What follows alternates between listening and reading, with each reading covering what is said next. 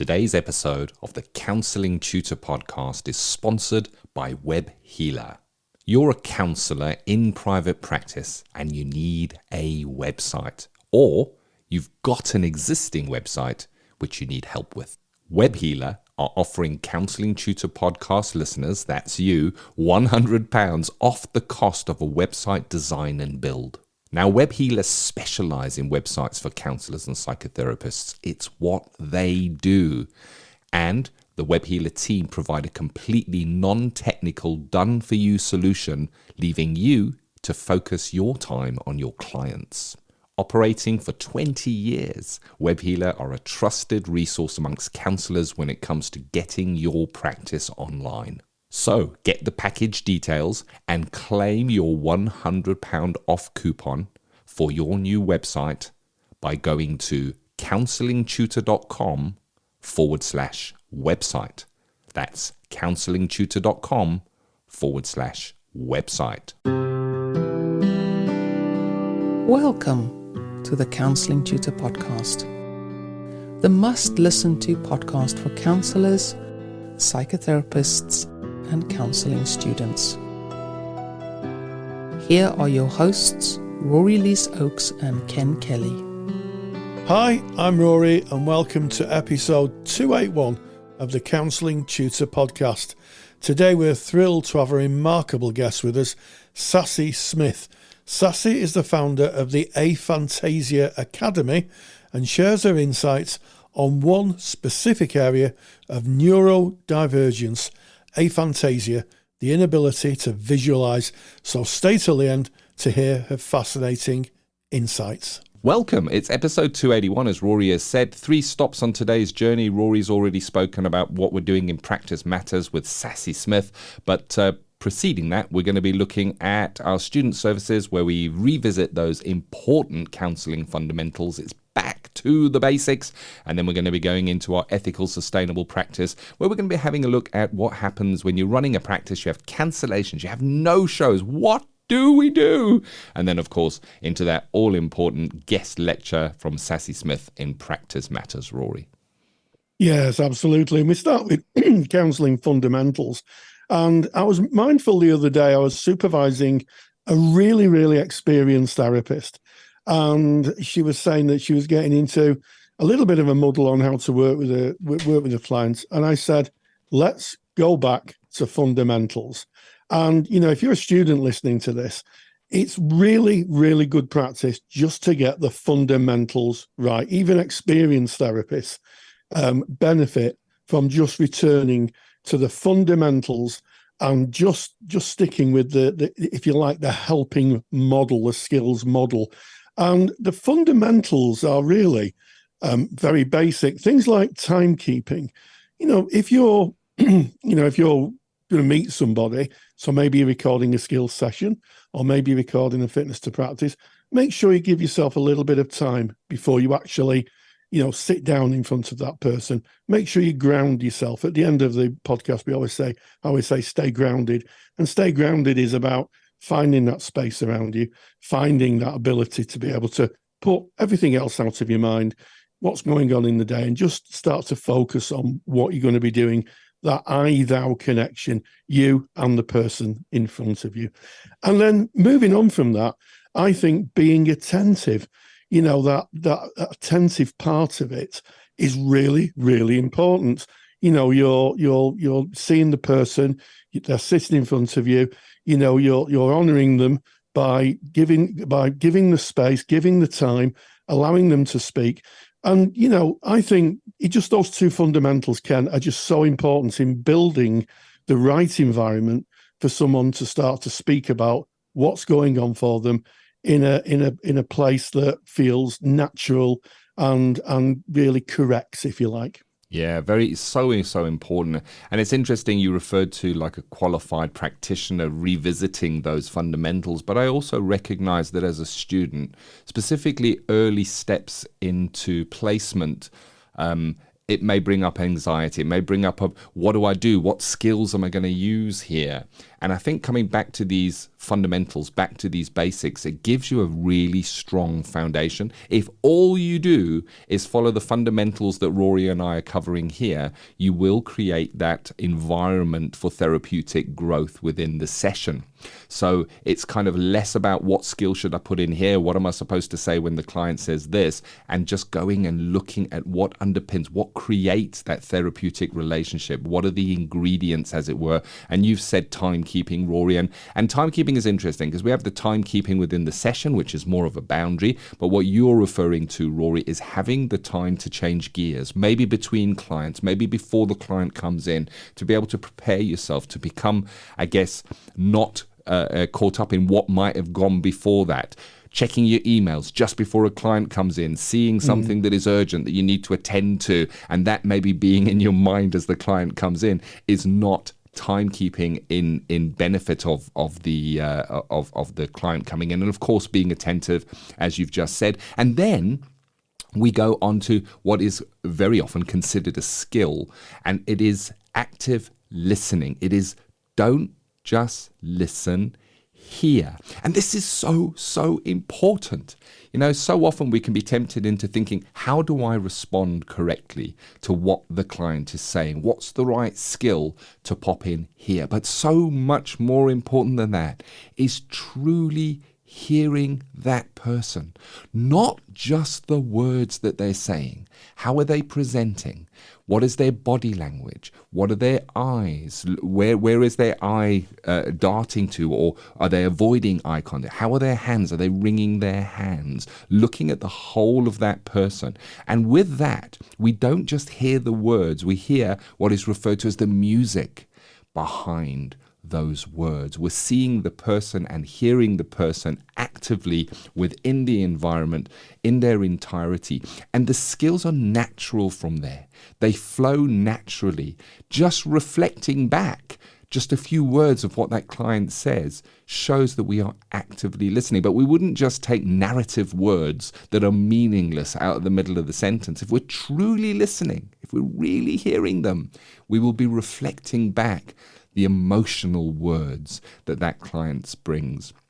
And then I guess another a skill that is is an interesting one, because again, there is a tendency in day-to-day living to fill silence. We have words like, oh, and then there was this uncomfortable silence. We can all recognize maybe a time of uncomfortable silence, but within that therapeutic environment, these fundamentals, the very basics, silence is your friend. If you don't know what to say, saying nothing is usually the best bet in that situation. And silence is incredibly powerful within a counseling relationship. So we've just been listening or really hearing that client, allowing silence for the weight of the words, for the weight of what they've just brought is just so appropriate in those fundamentals. And then, of course, Rory, I'm going to bat this back to you as I say, we want to wrap those core conditions around that we're discussing right now. Yes, absolutely. And we use the core conditions.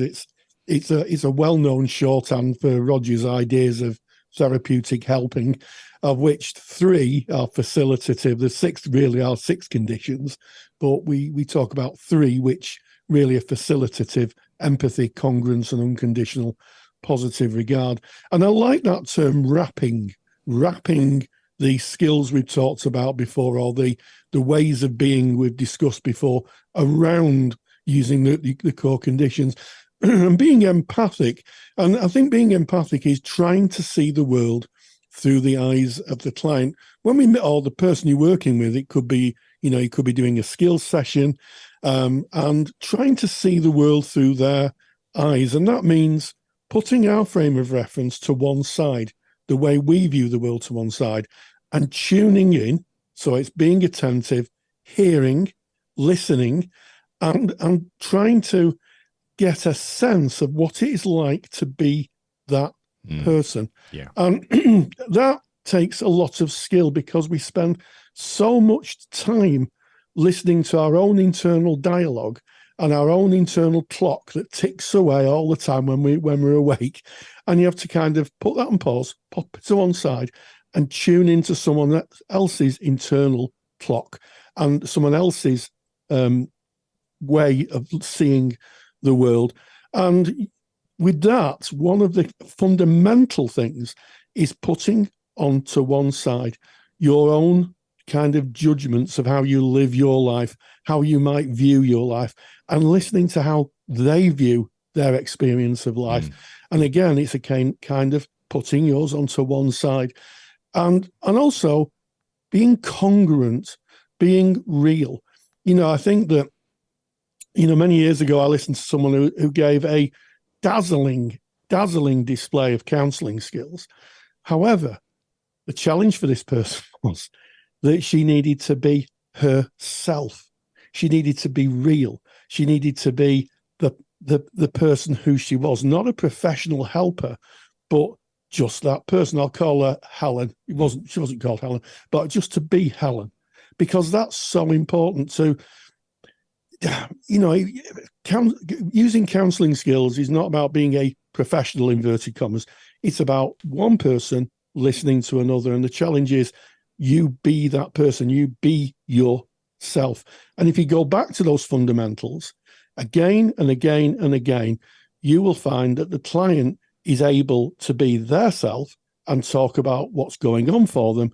And by hearing their own voice and by being able to put out their own internal dialogue into the world, they'll be able to start that process of looking at themselves. And I guess that development of moving their lives forward. It's fundamentals are just so important, Ken. They are. And I love how you've kind of phrased that. And I love how you've spoken about congruence. And it's interesting. I remember my early steps into counselling, practicing skills with peers. I was sitting playing the part of a counsellor. I was being a professional clinician in my mind, and I was ignoring who I really was. And the through the arc of training, we do a lot of personal development, and that personal development hopefully will show you that your biggest asset, you listening to this, your biggest asset that you have is who you are. You bring your uniqueness to the counseling room. You set yourself apart from any other counselor that client may see, because you are you. We don't need to try and be like anybody else. We just be our true selves. And Rogers says towards the end of his life, in his work, he was saying, he looks, and the more he is truly himself, and this is over the arc of decades of work, he found that clients were more able to move, to kind of, I guess, feel the power of that and develop within that relationship. And it's really interesting. I listen to those things very, very carefully, because here's a man who spent a lot of his life studying counseling and coining those phrases of the facilitative conditions, or the necessary and sufficient conditions, if we take all of them together, all 6 of them together. So that congruence is very, very important. I know, as are, of course, those core conditions, as we've used the name for it. And then I guess, just as we come to the end of this, meeting the client where they are, working at their pace. How does this client talk? Do they speak quickly? Do they get to jump from one place to another? Or are they slow? Are they reserved? Do they need time to think? So looking at the pace that the client is setting and being where they are. And maybe an example of this is, you may have a client who, within a session, presents and brings a key aspect of what they're struggling with or what challenge they may be facing within that session. And right at the end of the session, that client may even say, you know what, I might even go away and think about this and bring it next time. Well, perhaps they will. Perhaps they won't. That is their choice. Meeting the client where they are is allowing the space for that client to perhaps not bring that the next time they visit. They've got maybe a week that has passed. They might have other challenges or other things that are important to them to focus on in that moment. Now, we can, of course, refer to saying, I know last time when we were checking out, you mentioned such and such, but I wonder where you find yourself today and what it is you want to bring today. So like laying out the invite and recognizing what did come before, but allowing the client to be where they are, not where we go. But last time you finished saying that we were going to talk about this, so let's talk about this. Let them set the pace. And then I guess just to kind of bring this to an end, we're going to summarize these fundamentals in a moment, and it keys into the next point, which is to summarize at the end. And a summary is such a useful way of bringing a session to an end. I always think about it as wrapping a little present for the client, recapping the arc of the session, touching on the emotional points, the things that resonated with that client, the things that you could see and sense by being there with them were important to them. Maybe they had a moment of movement. We can focus on that. Maybe they recognize there is a challenge. We can wrap that up and just summarize the arc of the session. So often when we're in the moment, and we're going through what we're saying, we can kind of lose track of what might have been said 10 minutes ago. Now, as a therapist, we're there listening, we are attentive, we're really paying attention. So we get to hold that picture for the client. We get to paint it for them as they are leaving it, as we saw it. And you can leave a little bit of a gap on the end, because this is as we saw it. Remember, this is our frame of reference as best we can, trying to put it over in the client's frame of reference, saying how it was for them. But we can say, so we kind of summarize and then say, so that's kind of how it felt for me. I wonder how that feels for you. And handing that summary over, like I say, is a little gift for them to take away, but it also gives an opportunity for the client to go, no, actually, you know what? I'm thinking about that now. It didn't actually feel like that. And it gives them an opportunity to kind of maybe set us right if we're outside of their frame of reference. And sometimes that summary can be really, really useful.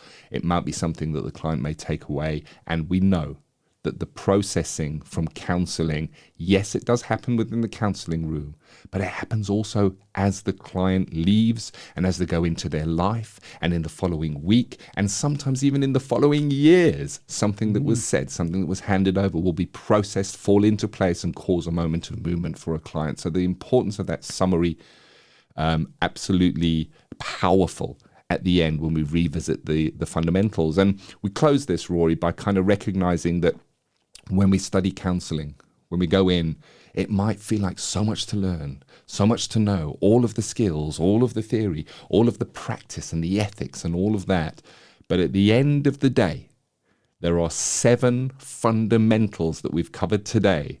Timekeeping, being attentive, not just listening but really hearing, silence being your friend, the use of those core conditions, meeting that client where they are, and the summary that wraps that up, that I think really encapsulates pretty much, when I look at my own past practice, about 90% of the work that I did in counselling, Rory.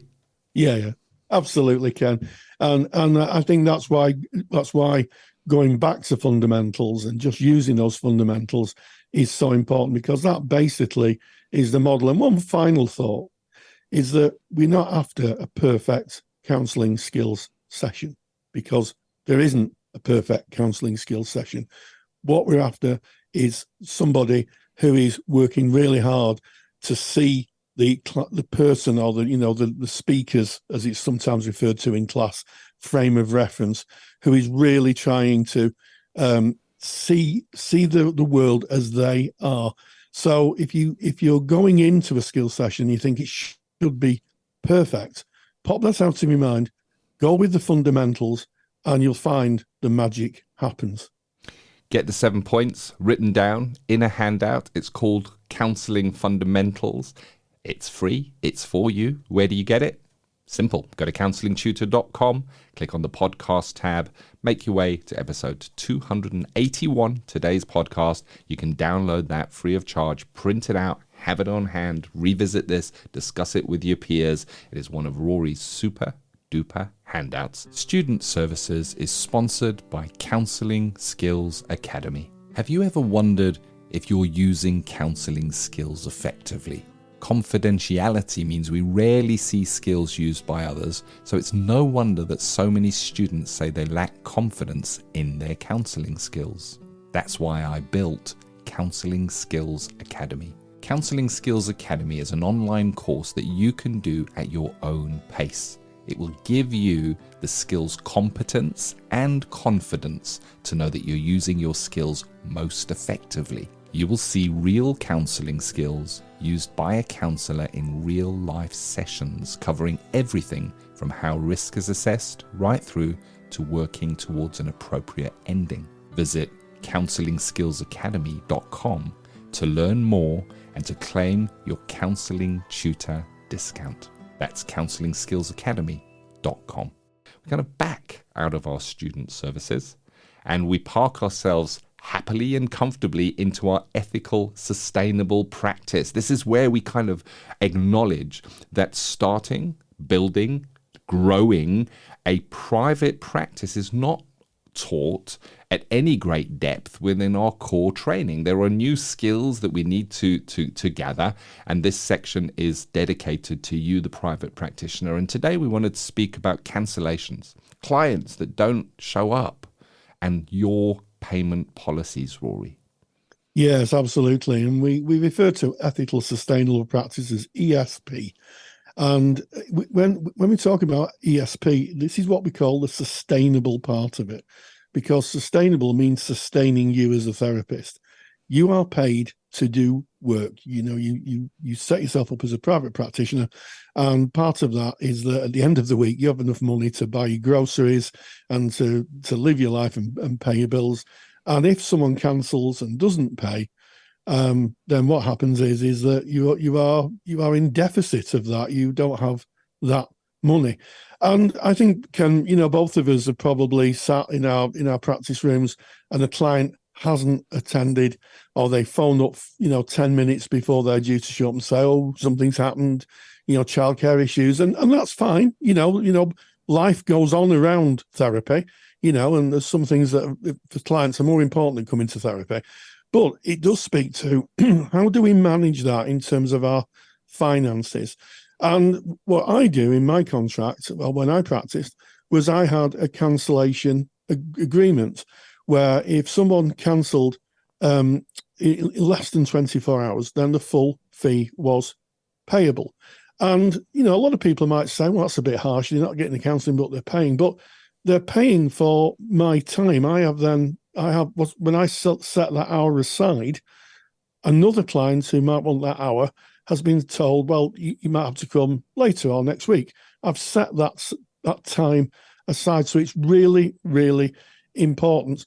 And, that is in my contract. There are different ways of protecting your income. A cancellation policy is one. And another is that, some colleagues of mine charge for 2 sessions in advance. So the first time the client comes, they pay for 2 sessions. And then the next session, they'll pay for another 2. And what happens is if the client doesn't turn up, that fee that's been paid in advance is the cancellation fee. So it's really important to think about your fee structures, but in particular, how are you going to collect it if the client doesn't show, Ken? Yeah, this goes down to self-care for me. I love how you wrap this in ESP, ethical and sustainable practice, and looking at that sustainability. You study, you put all the work in, you set up a private practice, you are there offering that service, and you deserve to be paid a fee for the time that you set aside to see that client. And if you look to other services, so if I was to book a cinema ticket for this evening, and I book it online and I make a payment, but I'm then not able to go for whatever reason, well, they're going to just keep that seat open And that's it. I've paid for that seat. The fact that I couldn't be there, they have still kept that seat open. And it's the same for you as a counsellor. If you're keeping that hour open, that therapeutic time open for that client, and you're protecting it, it's a held space for that client, then you deserve to be paid for that time, even if that client chooses not to arrive for whatever reason that may be. And I think you don't have to think for very long.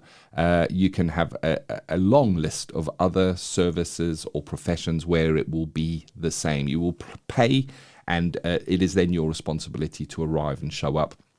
You mentioned, Rory, that some colleagues of yours, and of course that was how I managed my practice, and this was given to me by my supervisor, because when I first went to supervision, I needed to pay 2 supervision sessions on my first time, and when I was looking at my practice and setting that up, we looked at that a little bit more in depth, and I chose that as a way of working within my practice, and it was covered in my contract, and we'll get to that in a moment, because this is all about cancellations, no-shows, and the most important part, your payment policies. We're going to get there in a mo. So my payment policy was, and written in my contract and agreed with the client as they arrived, that they would pay twice for the first session.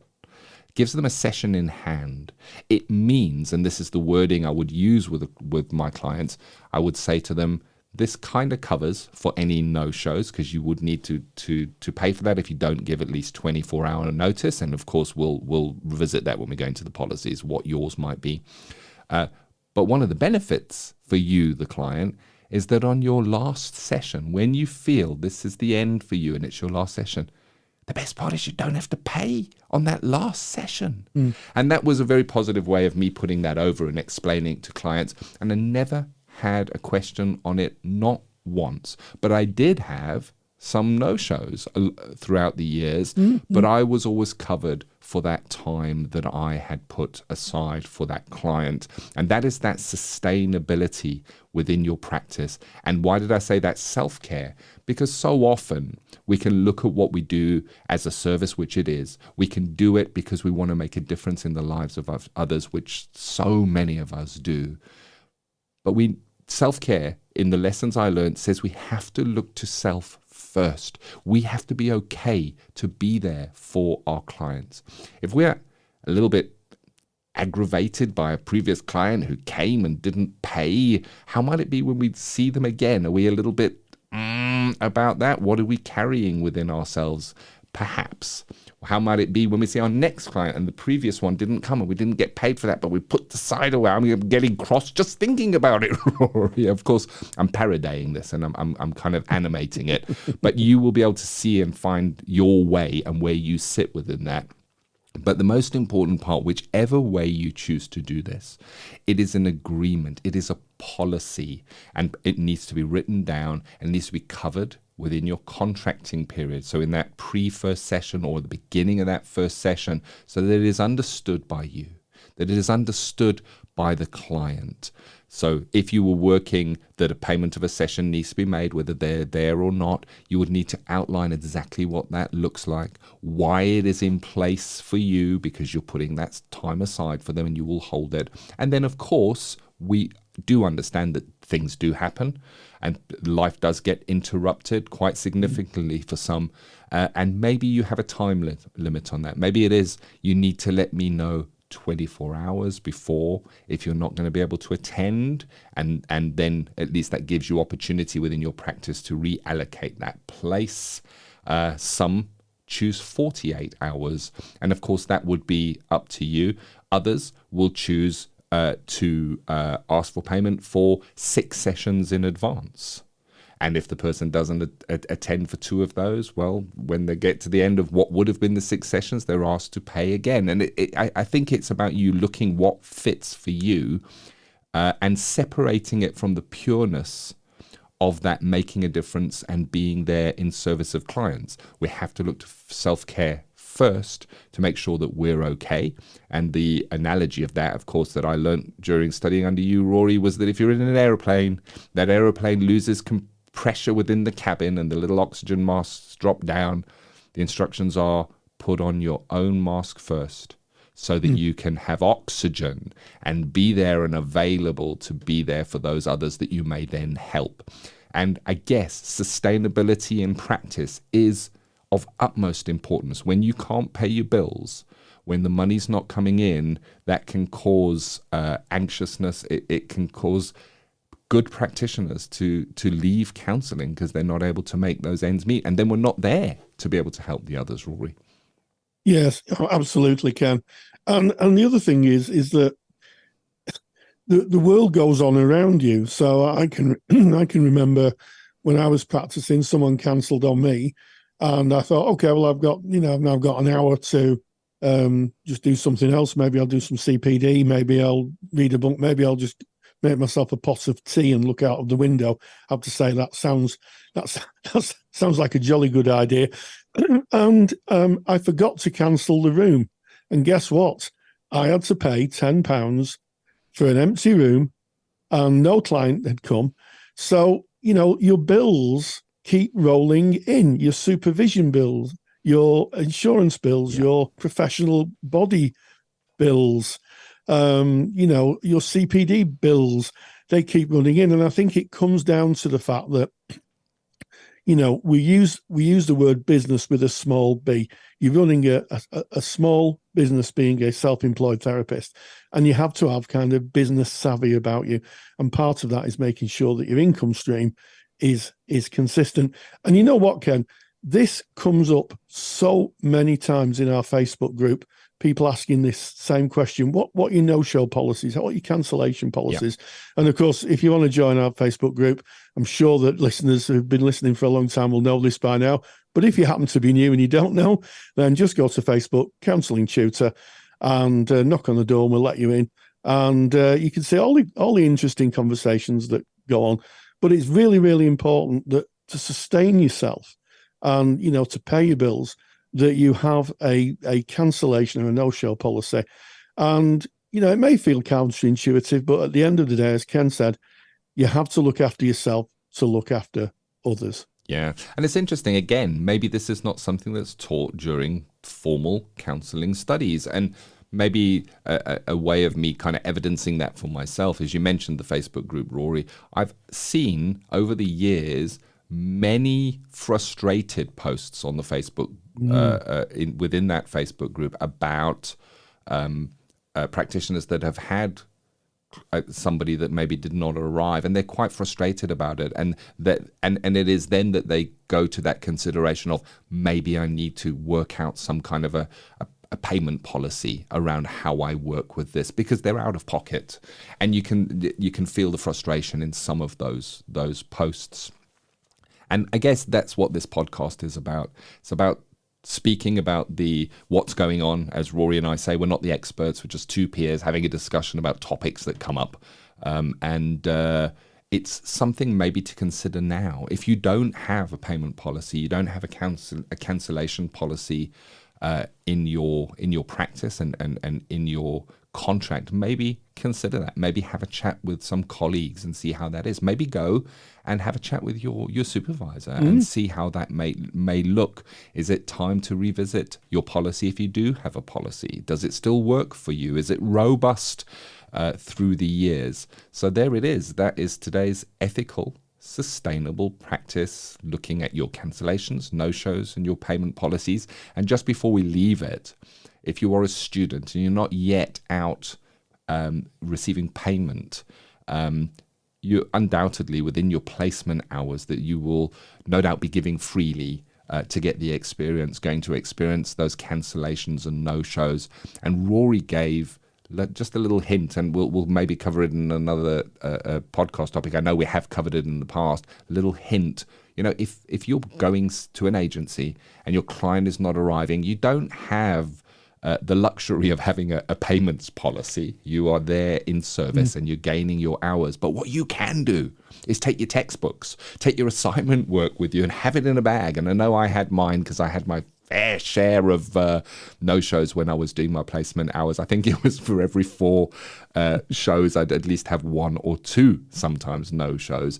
But I had my work there, and I would take it out and work on my assignment, or reread up on what we'd just covered, or read up on what we were going to go into. So be prepared. As a student, maybe you can't rely on that policy, but you can, of course, prepare for no-shows that way as well. Yes, absolutely, Ken. And, for those of you who've maybe just stepping out of, first training and into your practice, you're making a living out of it now. Some of these areas, such as, having a cancellation, no-show and payment policy, may be new information, because they're certainly not taught at a lot of training establishments. They're interested in training you in the theory, not really the business side. So have a think about it, speak to your supervisor, and make sure that you get the worth that you're worth. You've worked hard to get your qualifications. So really, if you're charging for your time, you should get what you're worth. We now find ourselves heading straight in to Practice Matters. This is the CPD section of the Counselling Tutor Podcast. You can write it down and record it on your CPD tracker to evidence your CPD hours. We always bring in somebody that is an expert, or we speak about a topic that has been deeply researched, to be able to bring you information that is maybe applicable to you in your practice. And today, Rory, you met up, beautifully introduced, by the way, top of the episode, Rory. But you met up with Sassy Smith and discussing aphantasia, and it's really interesting. I've met with Sassy myself. I've discussed with her.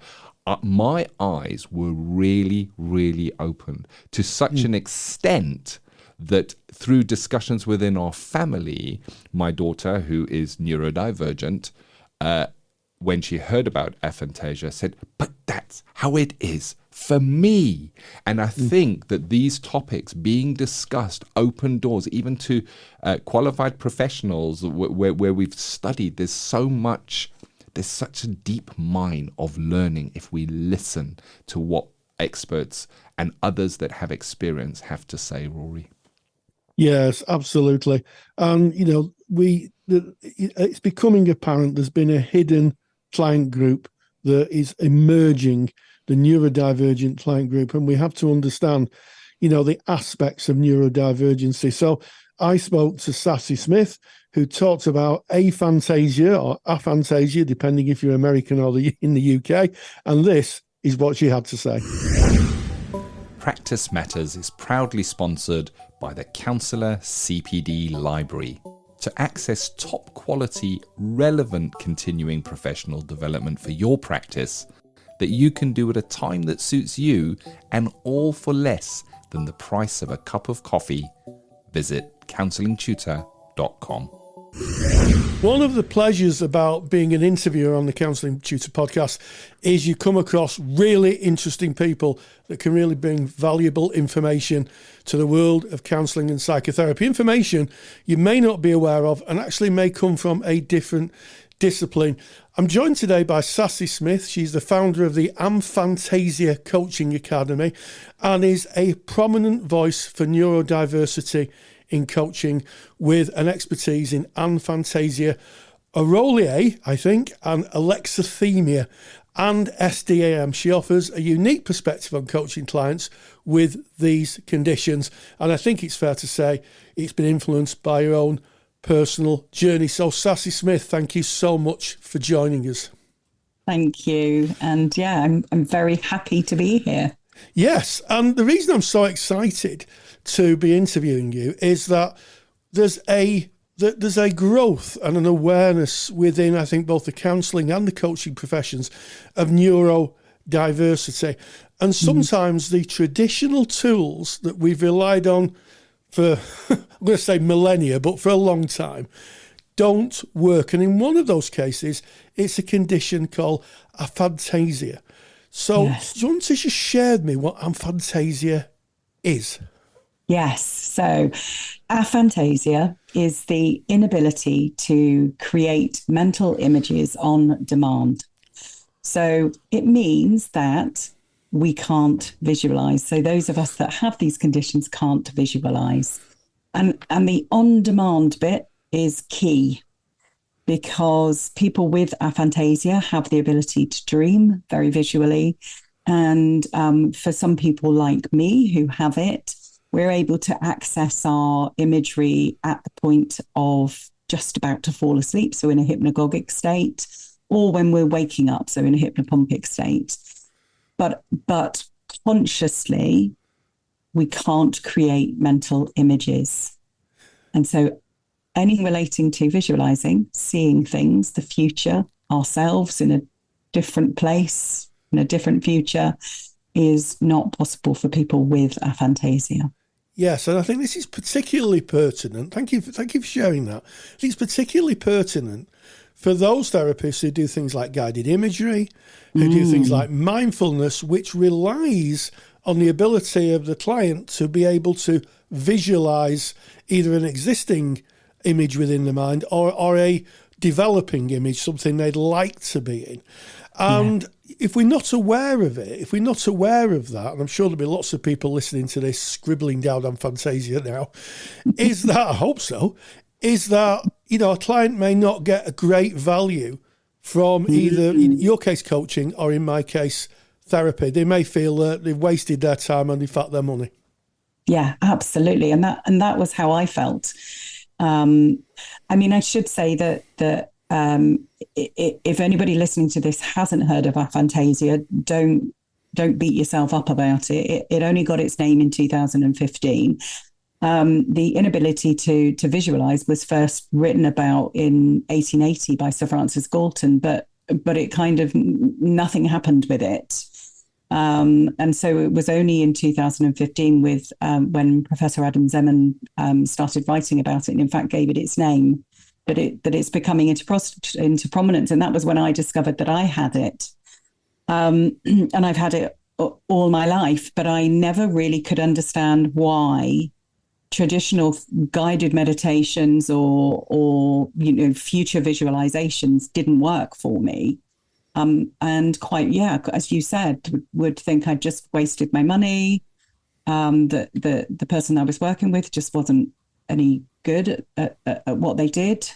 And one of the saddest things that I know that I did, and that others like me have said that they did, is I just went along with it. I didn't get anything from it, but I just went along with it. And that's not very good in either a coaching or a therapeutic relationship. If you're not really getting anything from it and you're just there to be there. Yes, I think that's really interesting. And I think it's something that sometimes we may not be aware of, that clients may very well just go with the flow because they don't want to offend the therapist, or they don't want to feel embarrassed. I can imagine that, having to disclose that for some people, they may feel very othered, very different. So they just go along with it, nod, oh yes, make something up maybe. And really they've come away with nothing. And if you haven't heard of aphantasia, what I'm going to do is I'm going to put a link into the show notes of this interview. So if you go to counsellingtutor.com/podcasts, go to episode 281, you'll be able to go into that page and you'll be able to pick up all the information within the show notes that Sassy has kindly supplied. So I guess that leads me on to thinking, well, if guided imagery doesn't work, and you're trying to get someone to reframe their view of the world, what other ways are there? Or is it a case of, well, that road is pretty much dead-ended? Yeah, I think it depends on the client. So I think one of the things that's really important is that lots of people have aphantasia, and just to sort of clarify the how it's said. So there is what I consider to be a more Americanized version of it, which is aphantasia. Oh, right. And lots of people. So if you hear aphantasia, it's lots of different ways of saying it. But lots of people who have it won't know that they had it. Like I said, I didn't know until 2015 when I read the article about Professor Adam Zeman actually naming it. And it's not yet widely enough known about that everybody understands and knows that they have it. And so there is a very large potential that people listening will be working with clients who have it but don't know that they have it. And so it's important to explain what happens for somebody who can't visualize when they don't know that they can't visualize. Yes. So whenever I was doing a guided visualization and it would be talking about, say, for example, I was doing one for anxiety and it was about seeing myself at a calm place. So, for example, at the beach or by a lake. Now, I know what a beach is. I live by the seaside. So I know what a beach is and I have a concept of a beach. So whenever it came to a point of any guided visualization, I know what a beach is. I have a concept of a beach. I can think about a beach, but I couldn't see it. I couldn't visualize it. I couldn't imagine myself, place myself at a beach. And so that was very confusing and very frustrating. So I think when you're working with somebody, it's very important to understand whether or not they can visualize. And often what I have heard from feedback is that this, well, I'm sure if you just try harder, you'll manage it because everybody can. There is still a belief that everybody can visualize. And I think this is part of why I talk about it, to try and kind of break that myth, bust that myth. So if somebody can't visualize, then I would imagine that there will be lots of people listening to this who would say, well, okay, well, I'll go to some other modality. Maybe I'll go to feelings. So can you feel how you would want to feel? And for some people who have aphantasia, the ability to feel is also limited. And there is something around being able to create a visual image in your mind of your loved one and experience those wonderful feelings that go with it. And I often say to people that I imagine that we have this bucket, this emotion bucket. And every time somebody creates this wonderful visual, they top up their bucket, or they have they step into a memory, they top up their bucket. But I can't do that. I can't step into my memories. That's another thing, that's severely deficient autobiographical memory, which most of the people, I think, most is a bit high, but the majority of people with SDAM also have aphantasia, but not everybody with aphantasia has SDAM. So, but for a lot of people with aphantasia, we also can't access our memories. And so you start to create this situation where actually you're cutting off all of those other modalities that a therapist might use to try to support somebody. The key really is to understand, does the client have aphantasia? And if they do, then exploring, do they have any of these other conditions? So anauralia is not having an inner monologue. And so I also don't have an inner monologue. So I don't have that very vocal stream of consciousness that might be heavily criticizing me every time I want to try and do something and I don't do it. And so it's important then to understand, what is available to support a change. And that will depend on the client. Just to kind of give you an example of one thing that I think is very helpful, is my memories are stories. So I can't access and I can't step into any of my memories. So all I ever remember is the stories. And I am very, very lucky that my mum tells these wonderful stories of me as a child. And there aren't any negative stories of me as a child. And I'm incredibly blessed because I've lived my life with these wonderful stories. But stories is how I live my memories. And so things like narrative therapy are potentially more helpful for me if you were dealing with somebody like me who needed to challenge a story, create a new story, to take me through a therapeutic process. So that's something, if you discovered that somebody can't visualize, is to gauge what their memories are like and whether or not you can do some work around that sort of narrative therapy and changing stories. Yes, absolutely. And of course, narrative therapy is a postmodern approach, postmodern being that it doesn't refer to any of the ideas historically in the historic development of counselling and psychotherapy. It tells its own story. I'm sorry to use the pun. It kind of tells its own story, and it encourages clients to tell their own story. So what went through my mind is that you probably won't be able to see the film of Sassy, but you can probably get a narration of the book. Yes, absolutely.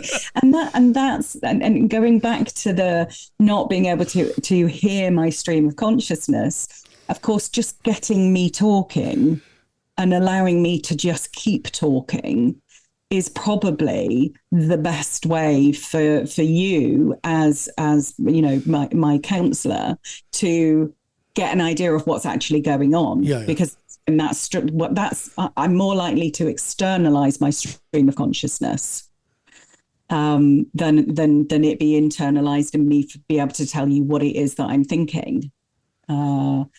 It's not that I don't think, obviously. Yes, quite.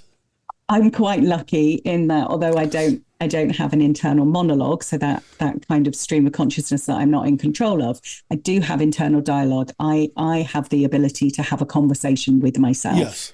And that's all very much, you know, critical thinking, prefrontal cortex stuff. But what I don't have access to is that, you know, the inner world, I guess, it's happening, it's there, it goes on. And I know it goes on because I can feel it in my body when my brain is spiraling, when it's ruminating over something that I can't access. Absolutely. And I guess that certain therapies may not suit someone with aphantasia, to use the American. I come from the north of England, so we massacre vowels as a standard thing. We just chop the top off like you would do with your egg. Chop the top off vowels, and with aphantasia, I'm struggling with this. I guess that with therapies like CBT, they'd look for the what's called a NATS, the negative automatic thoughts. Yeah, and that would be an example, wouldn't it, of an internal monologue where it was just a stream of consciousness. So again, that might not be very useful. One of the things that also kind of piqued my interest a lot was that in traditional training in trauma therapists are also always taught that if you've got a child who can't, or an adult who can't remember their childhood, then there may be a high degree of certainty that it's possible that they've been abused, and what's happening is that memory hasn't been laid down. So from my conversation with you, I think you have to tread very carefully with that kind of line of thinking, because Absolutely. you could go down a completely different road with the client. So you could. Yeah, I mean, it was interesting actually, because when I started researching this, so when I started with aphantasia, and that kind of led me down all the other often associated conditions. And when I started reading about SDAM, it was interesting that so Endel Tulving in 1972 said that he thought that there would be perfectly healthy people who had not experienced any trauma, but who would not be able to access their episodic memory. Yeah. And he said, but we haven't met them yet.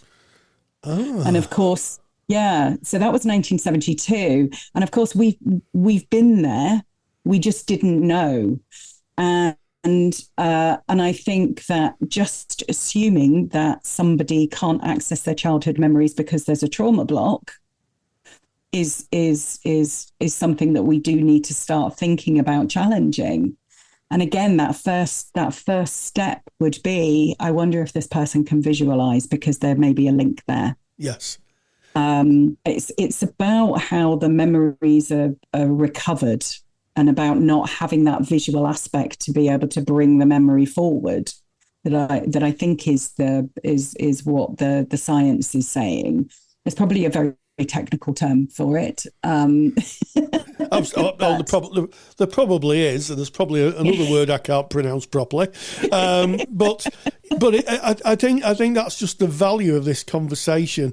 There'll be the listener. I'm hoping that the listener listening will be able to appreciate now that human beings in traditional psychology, I think, we're kind of lumped together. People will do this. We are now finding that, of course, we are individuals, and neurodiversity brings that another aspect to being an individual.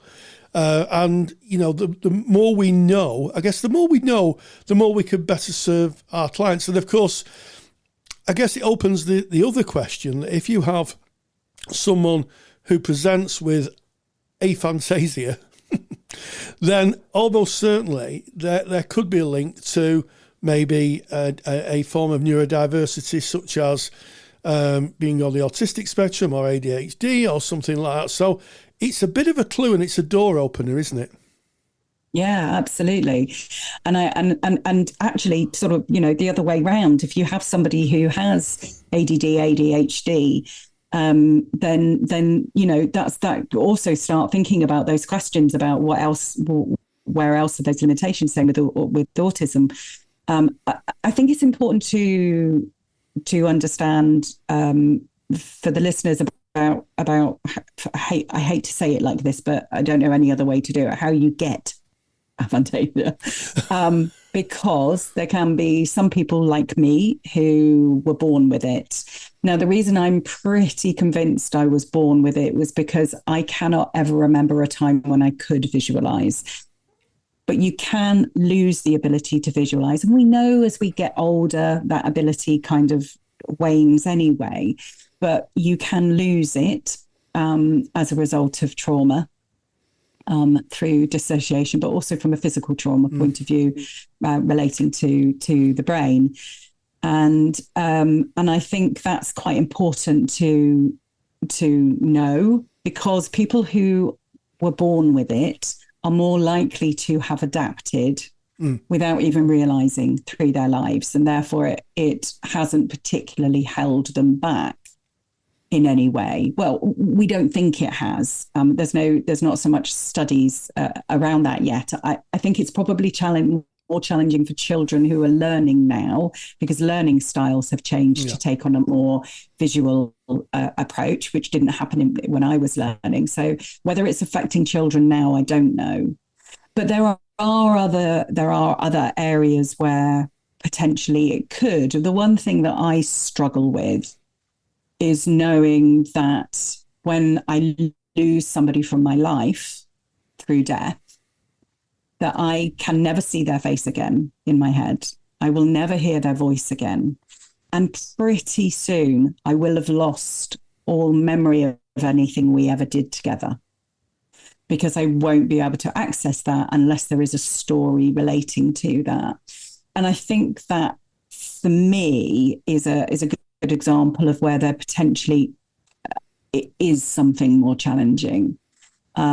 I have read lots of anecdotal comments from people saying that they've felt a lot of guilt and shame around grief, around the fact that they didn't seem to be experiencing grief in the same way as everybody else was. And people might be seeing them as a bit cold because they were able to move on so quickly.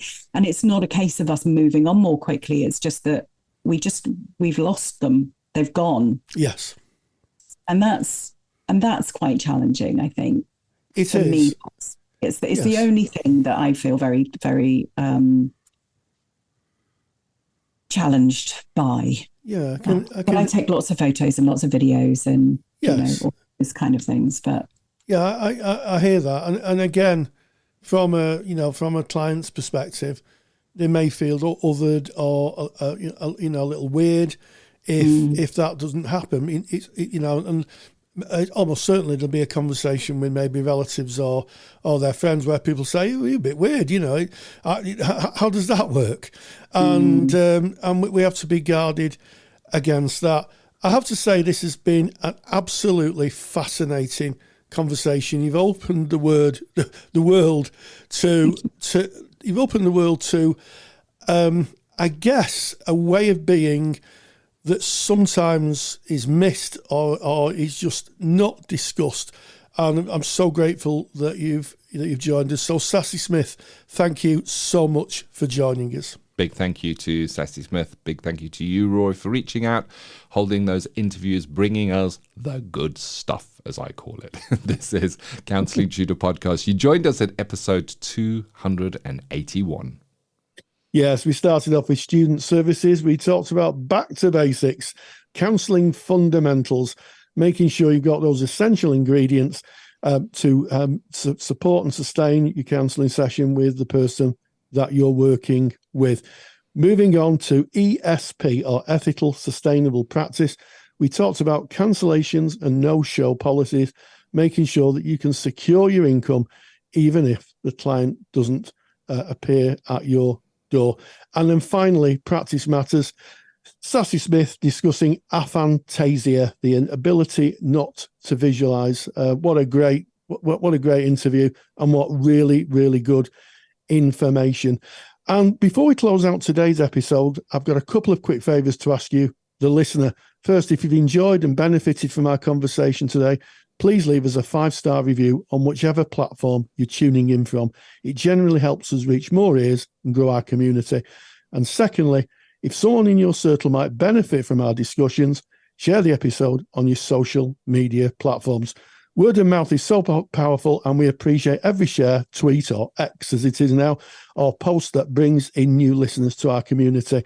Thank you so much for being such a vital part of ours and, I guess, your journey. And as always, stay grounded and stay safe.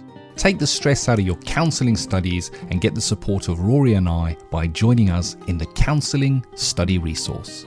Counselling Study Resource, or CSR for short, is the world's most comprehensive assignment guidance and study support resource for students just like you of counselling and psychotherapy. See how Counselling Study Resource can help you. Visit counsellingtutor.com. That's counsellingtutor.com. Thank you for listening to the Counselling Tutor Podcast. Find the show notes for this episode by visiting counsellingtutor.com.